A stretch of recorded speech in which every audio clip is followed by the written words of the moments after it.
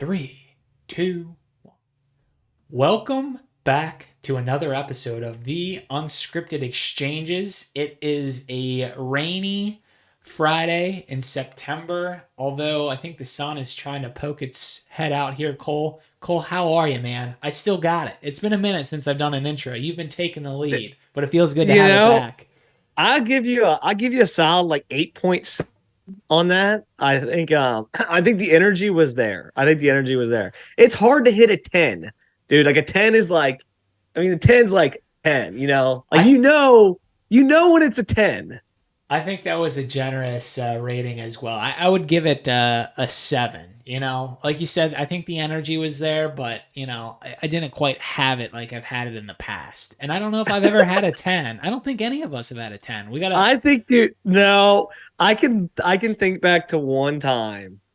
There was this one time you opened and I was just like, it was like the gates of heaven, like, oh, I was like, dude, that was fucking game, dude. That was it. Like, that was it. Like, coin that. That was the one. So I don't know if we've been able to repeat it since. Hey, maybe some of the listeners out there can give us some Dude, feedback on how to achieve a 10 opening rating. Jordan flu game, but for opening of a podcast. Who's that? Michael Jordan's flu game, when he like scored like 50 Oh, points and he had I the wasn't. flu. Yeah. Like that was like the equivalent of that. Like it was like something you couldn't replicate. Like you couldn't do it again. I hear ya.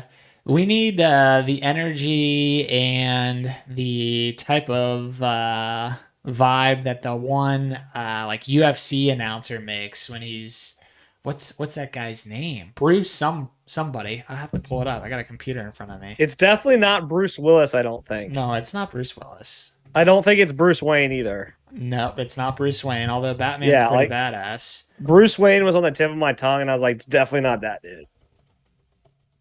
As I try to get us an answer here, Cole, what's going on in your neck of the woods? What's happening, man? Well, dude, several things. Been a busy in a good way months in the Hazenfield household.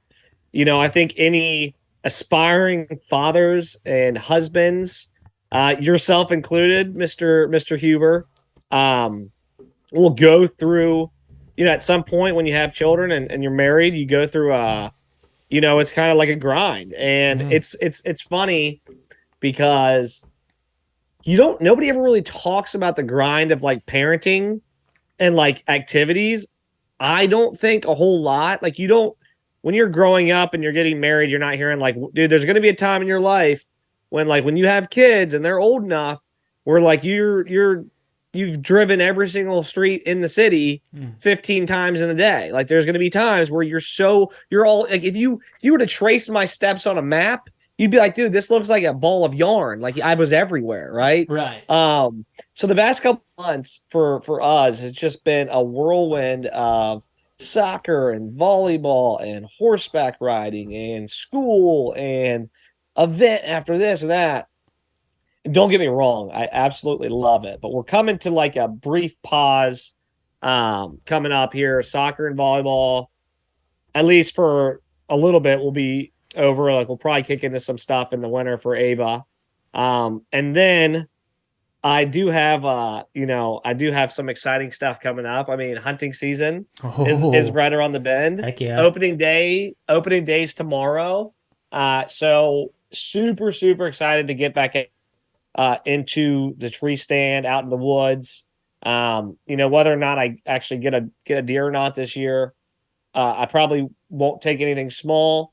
It's just a great time for me to get back out there, dude, and just get back into the wilderness and reconnect with what I love to do, which is just be out in nature, dude. Like just be one with myself, be one with nature, get that time, early in the morning, late at night, just getting out in the woods. So super excited about that. And just a lot of stuff going on, man. So been a crazy couple months.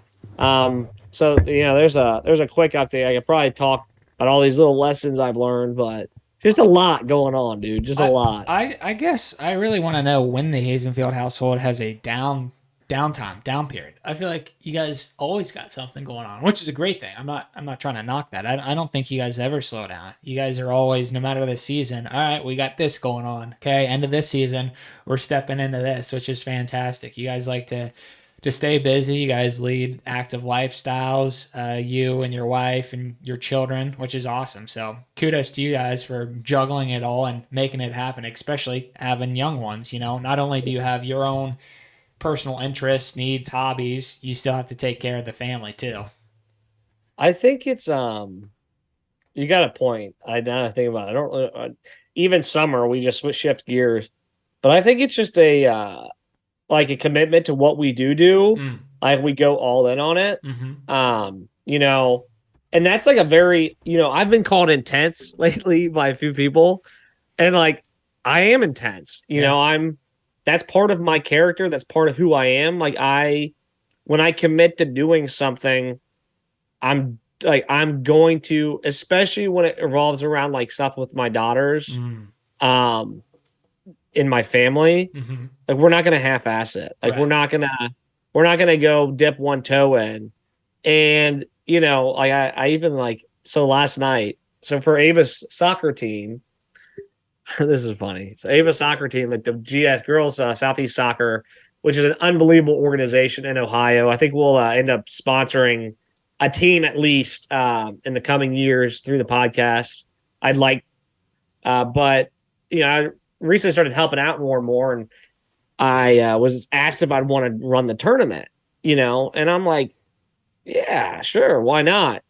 And I got the president of the board. I dropped off all the trophies and these flags and gave me kind of a rundown of what I've got to do for it. And I was like, I walked outside. I wasn't home last night when he dropped the stuff off. So I get back to the house, and there's like 5 huge boxes of trophies, like these like banners and like stuff to put in the grass. And Amanda walks outside as I'm like putting them in the garage, and she's like, "Didn't have enough going on." And I was like, "I guess not." And I was like, you know what? Like, I love that shit, dude. Yeah. I love it. I feel like I've denied it a little bit. Of like, oh yeah, like I'm just taking on a lot. I like to take on a lot. Like I enjoy being involved. So what comes with the territory is when you're involved, you've got to like when when you're getting yourself that involved, putting yourself out there. I'm just like, yeah, like it's gonna be a grind, but like I don't know, I enjoy it. Like I enjoy being involved and being active. And I always say happy hands are busy hands. So uh I don't know. It was just funny because she like looked at me as I was like pulling them in. And she just like kind of like smirked, and she's just like, "You didn't have enough to do." I'm like, "I guess not." Like let's just add one more thing to the list. So I'm sure over the next couple months, I'll find other ways to keep my plate full.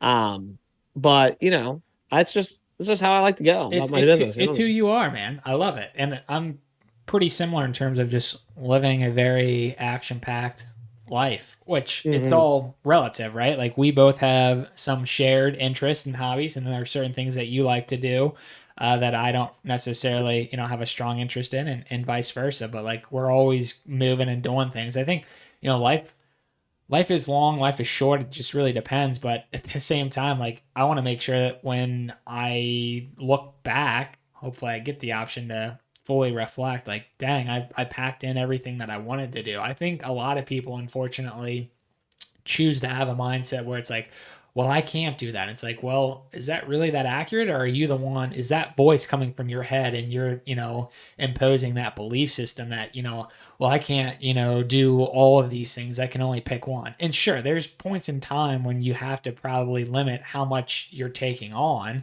because sometimes less is more and you don't want to alienate, especially your wife, your children.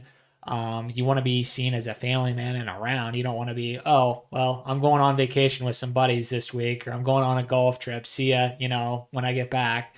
But yeah, I think it's just really healthy though to still find the right amount of time to grow as, Cole, um, and just continue to live, the life that you want to live. Like no one else wants, what you want other than yourself, and you know what it's going to take to carve that out. So I think it's a beautiful thing. And not Well, enough people live that way. They're like, I well, think I you're can't do spot on. this. And I think Hayden too. I mean, you can probably talk to this. Like that is where we are very similar. Like, and that's why we get each other so well. And that's why this dynamic on the podcast. I mean, people that listen to the podcast, like, dude, you guys are so good together. Like, you guys balance each other out. And I think that's because we do have our differences. We do have our enough differences and enough kind of like, personality differences that we mesh. Mm-hmm. But at the same time, like, we both have this common underlying kind of drive to just take on a challenge that comes up, take on a new challenge, take something on, keep moving. And like, to some people that might be like, oh, their life's chaotic, right? They're so damn busy. But I think there's something like, the more I'm thinking about it, the more I'm like, dude, there's something beautiful about taking that stuff on, because it means we're living. Like, we're not saying, and granted, this is like, there's a time to say no. There's things to say no to. Yeah. But I'm trying to say yes to as many things that I think are valuable and challenging and good in my life. And it's like, the times you have to say no, maybe they could be good for you, but maybe it's just like, okay, I have to say no to this or this. Which one do I say no to? Mm-hmm. And then you have to. But I don't know. I know we vibe on that a lot. And it's just it's exciting. I mean, I don't know. Life is what you make of it. Oh, it's just an empowering feeling, right? You're in control of your destiny and what you want to choose to do with your time. Now, again, there's always constraints, as we've been highlighting, but like, don't be afraid to take the plunge and try to live life and maximize it by doing all sorts of things. And there's a delicate balance there. And I know both you and I aren't perfect at that too. Every now and then it's like we might over index on a given area, and it's like, oh shoot, I need to make sure I'm spending a little bit more time with the wife and taking care of things around the house. But it's just what makes life that more rewarding, and the journey. You gotta enjoy it all, because you don't know when it's Dude, gonna end. I think you hit the nail on the head, and I'll add to this, and then I've got something fun. I know we want to keep this kind of short today. To our listeners, I know we haven't been releasing as much lately. Just get prepared. The storm's coming back. Exciting guests coming on. I know we just released an episode today with Jesse Wang. You've got to check it out. Today, September 29th, because you're not going to hear this today. So we just, our previous episode with Jesse Wang, CEO of Twirlista. She's a strong, smart, motivated female founder. Just story was unbelievable. Lots of amazing information, tidbits, relatability. I think she did a great job of showing her true self and talking about her journey. So that was like a killer episode. And you're going to continue to get more of that from us. So that being said, there was one thing recently, Hayden, that I was watching with Amanda. We just started watching it 2 nights ago, and I almost called you, but it was like 10 o'clock at night. And I'm like I don't want to call him. It's called Living to 100: Secret of the Blue Zones. It's on Netflix, and it's about this guy. I can't remember his name, but he traveled the world, like to different areas of the world, trying to understand like, how do you live long, healthy lives, right? Mm-hmm. And it's not just about living long, but it's about living like a good, and good can be relative, but a good life up until the very end.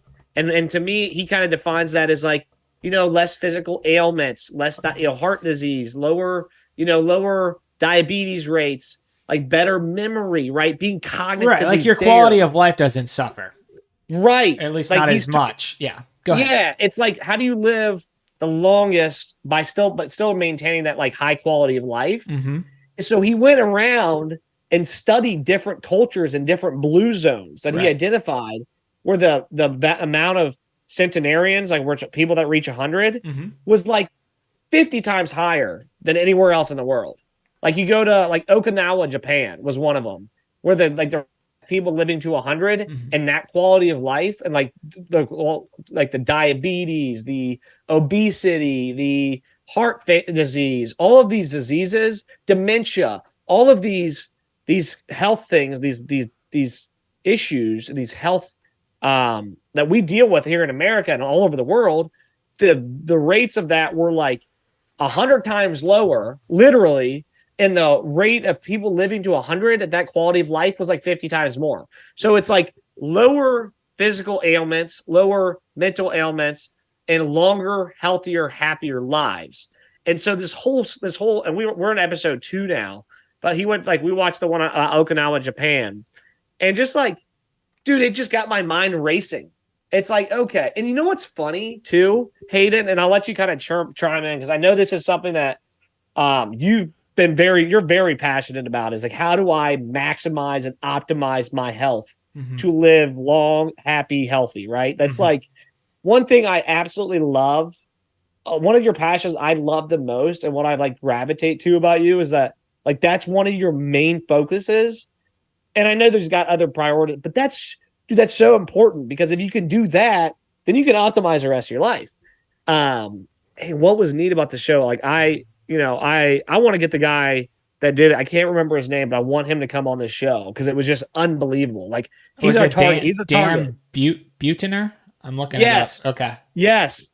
When he like Okinawa we watched, and again I haven't gotten through all of it, but it's not just your diet. It's not just one thing. They've got like pillars, and Okinawa at least, and even in the next one was Sardinia, Italy, which I haven't gotten to yet.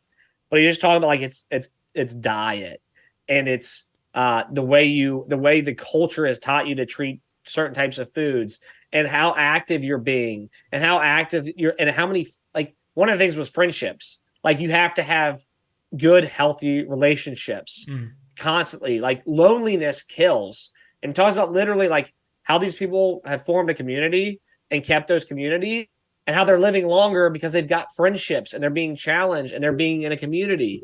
So like the whole thing, dude, again, I'm not an expert, but it just really got my mind racing because I'm like, okay, I'm doing some of these things well, but it's like, how do I do more of this?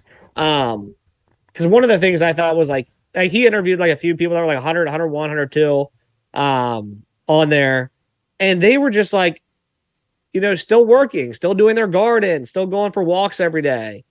And I'm like, oh my word. My great grandma Helen just turned 100 this past year. She says the key to her health, she doesn't drink, she doesn't smoke, and she walks every single day. She goes for a walk.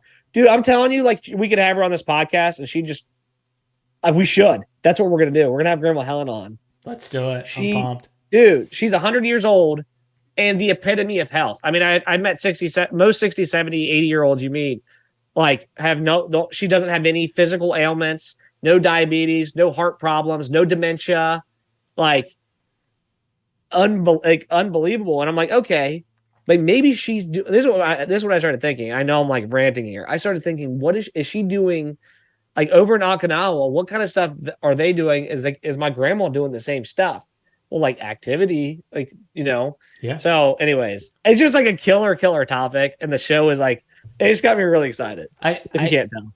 I think, shows like that will make you start to think about all the possibilities of, wow, that's fascinating. Or, well, I don't know if I totally agree with that. Let me look into that a little bit further. But yeah, I totally think there's a blueprint out there. I mean, I know there's a blueprint out there, and there's multiple in terms of how to live a long lasting life where the quality of life does not really diminish. I think a lot of people start to associate, traditionally speaking, oh yeah, when I'm 100, I'm going to be, if I were to live to 100, I'm going to be in a wheelchair. I'm going to be, in a bed with a feeding tube. I don't want to live that long then. Like, take me out when I'm, 75. And I'm like, that's such a ignorant comment to make because there is everything out there to be successful at living to 100, 110, heck, maybe even longer than that, where you can still, to what you're describing with your grandma, she can still walk around. I'm sure her mental, she's still there and able to have conversations. Like, I think people just have this terrible understanding of, oh, when I get old, I'm not going to be able to do X, Y, and Z. And it's like, that's a mindset. And there's a lot of things that go into preserving your health. To your point and what that show's highlighting, like I would agree there are some types of pillars or areas that you got to focus on. And again, everyone's slightly different in terms of their makeup, but you can oversimplify. I think a few things that do come to mind are definitely one, how active are you? Two, what kind of food or nutrition are you putting into your body? And these aren't in any particular order. Um, how much rest are you getting? Like, are you reprogramming? Are you sleeping enough at night? And again, sleep for Cole might be a little bit different for sleep for Hayden. Like, you don't necessarily have to get, in my opinion, 8 hours of consistent sleep. You need to get restoring sleep, making sure that you're getting deep sleep, because that's when your body's like at its like most refresh stage, and it's doing all sorts of things, which I'm not going to go into detail because I don't know all the details, but a lot of research that I've looked at and listened to there.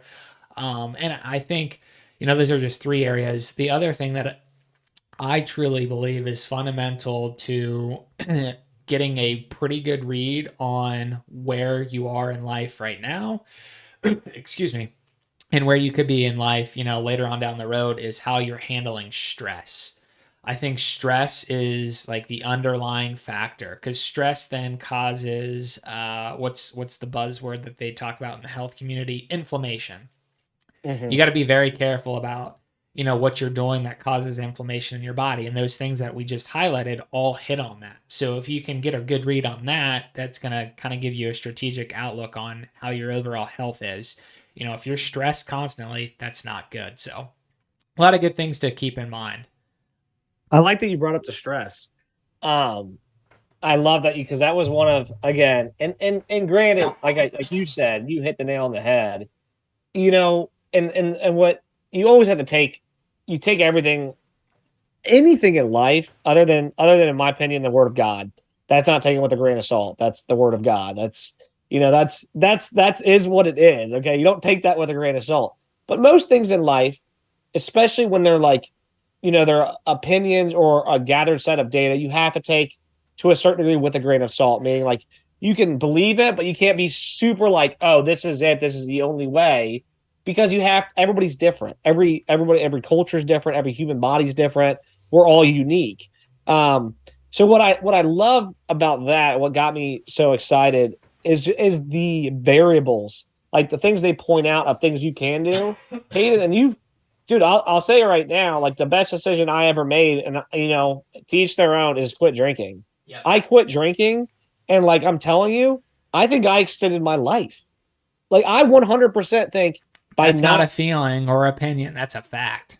no scientifically, by not putting alcohol into my body, I feel the healthiest I've ever I'm felt. gonna go get water real quick.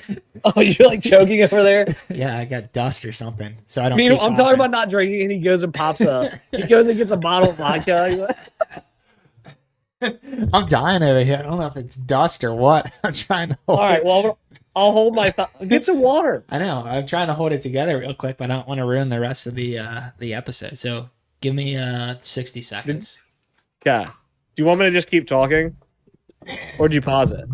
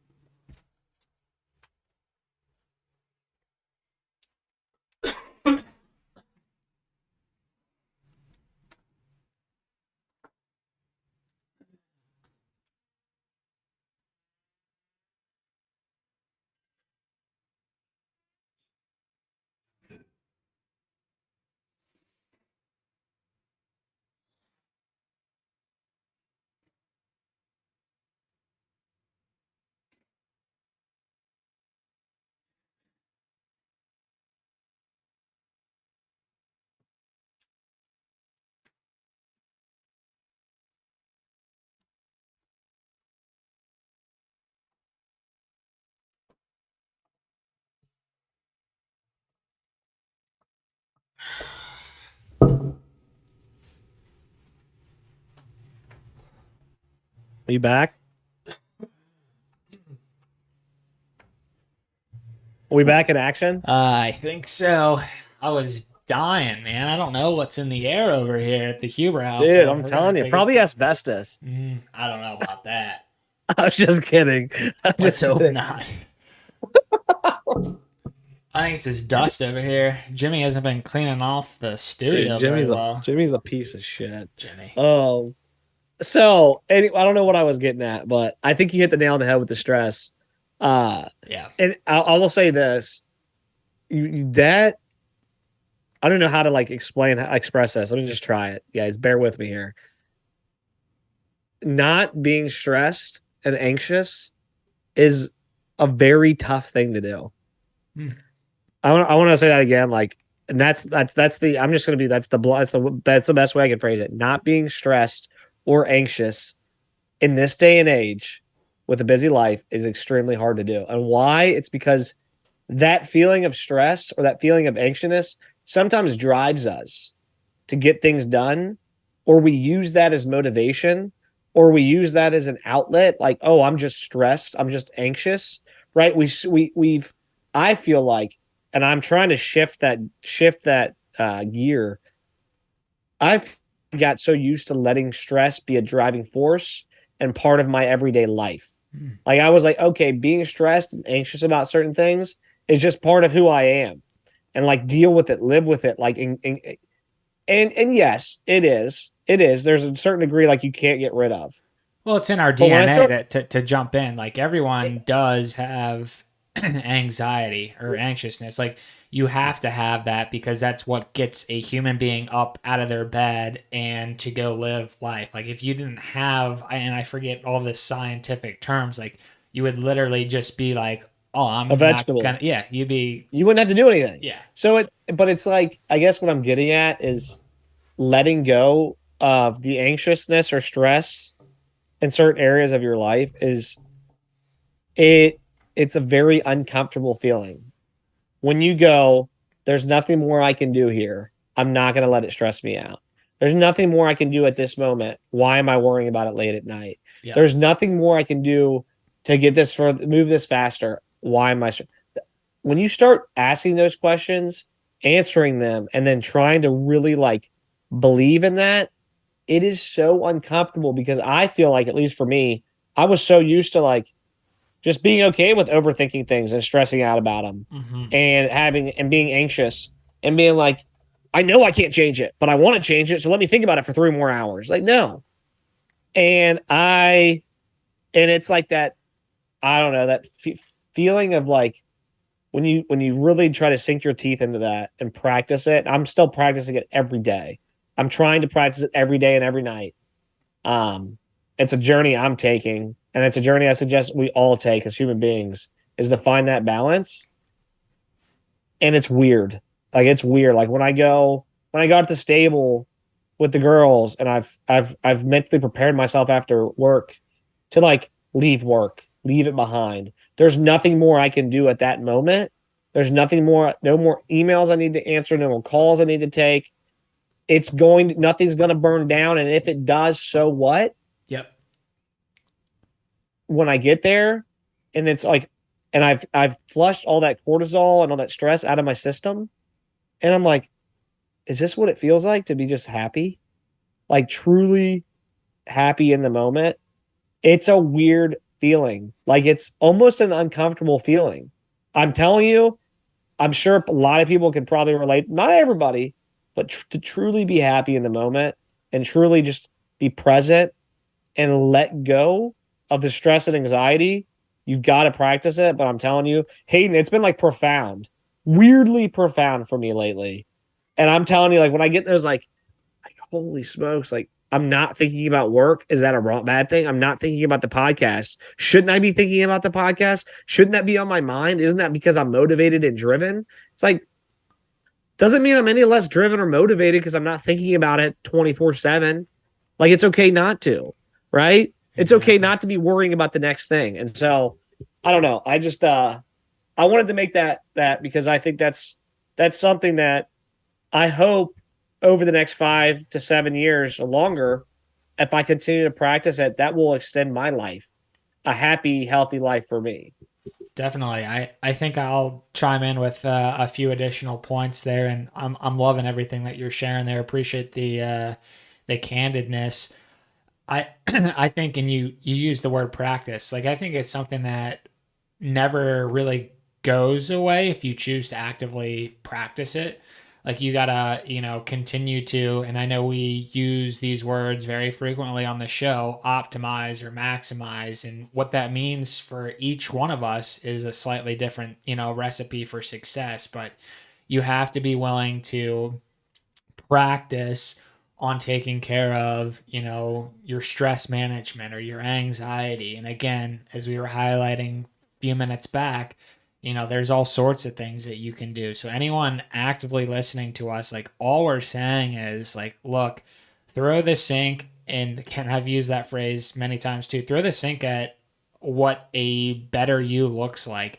Maybe your mind's like, well, there's nothing else I can do. I would challenge that pattern of thinking and be like, what have I not yet done? And maybe you have to resort back to some of the things that you've already tried, but you didn't try them long enough. To some of our previous episodes, Cole, we talk about inflection points. Sometimes people quit too early on when that inflection point was, they were just on the cusp of it.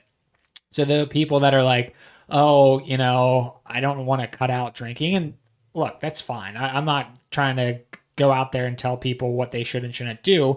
But if you're, someone that's complaining or upset with their lifestyle, and, you're stressed out, but you're going out and partying and drinking, like, you're your own problem. Like you can't have self-pity when you're taking on these activities that are causing you to shoot yourself in the foot.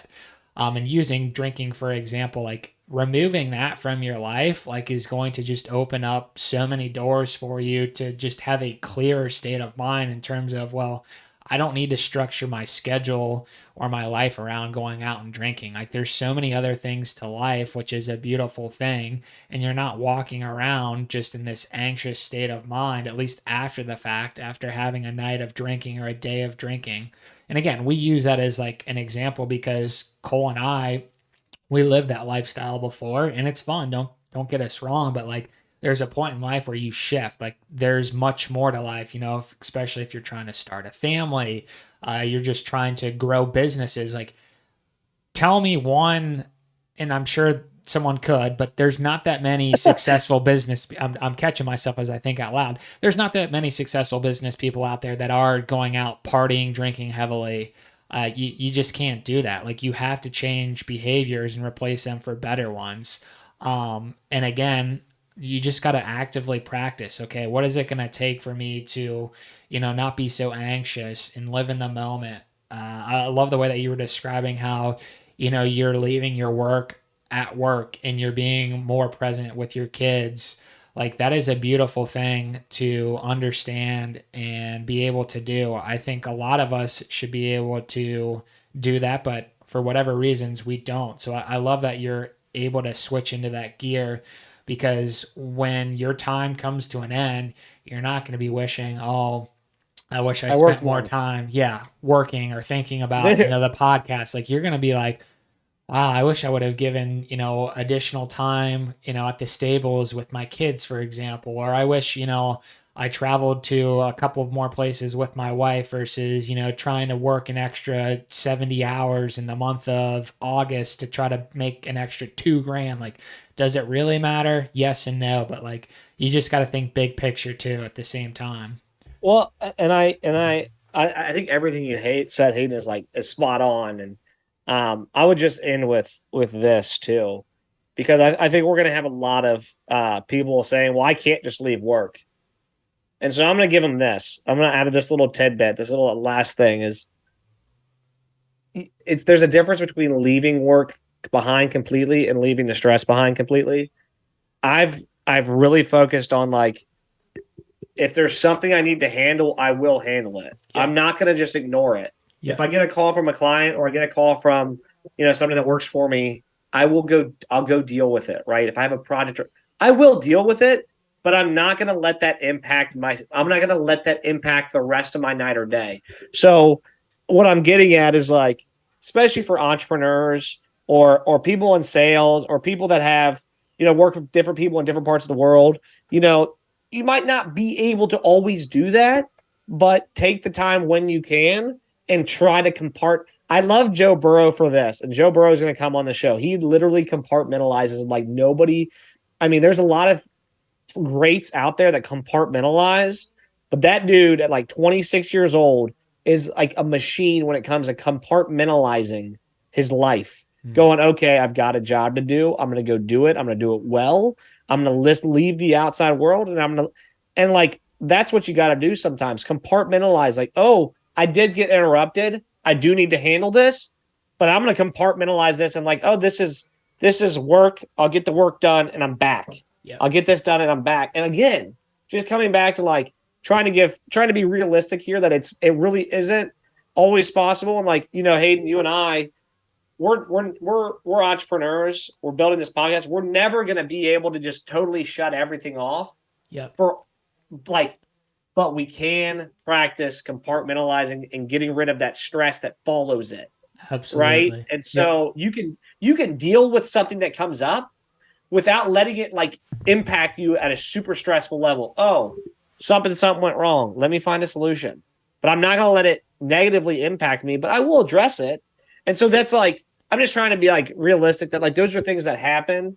And it's been happening to me lately. And it's like, I'm in what I do right now where I want to go in life. I realize like availability is always going to be important. But it's like, how do I deal with the things that do impact my life? Yep. Do I let them be a negative impact, or do I compartmentalize, handle it the way it needs to be handled, and then go back to what I'm doing? That's what I want. That's where I want to be. That's going to take some serious mental fortitude, though.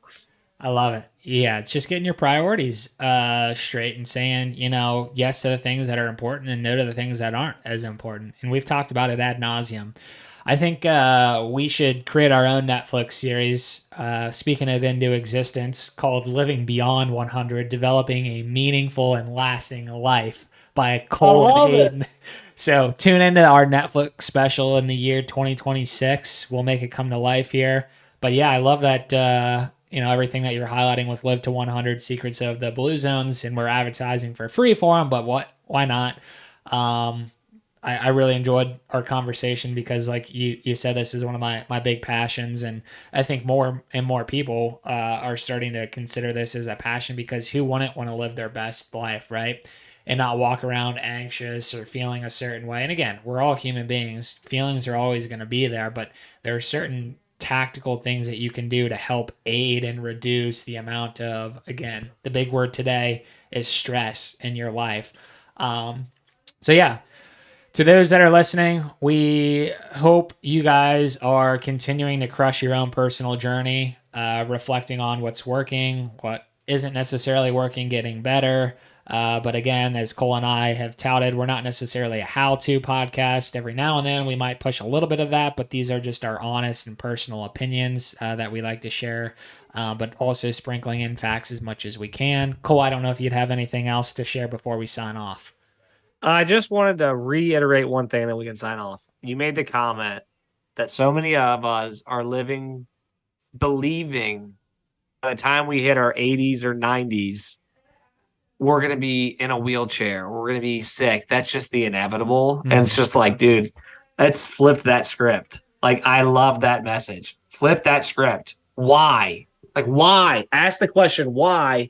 Why am I telling myself that?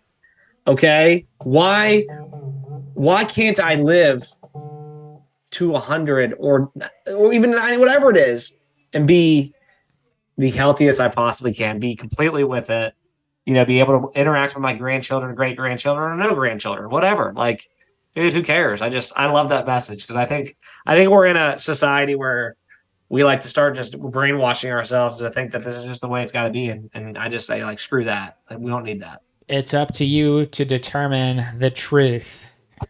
Up to you to determine the truth in life.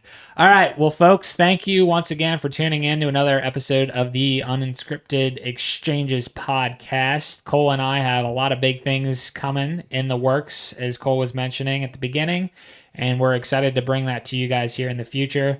Please share this with friends and family, and we'll talk to you guys next time. Thank you.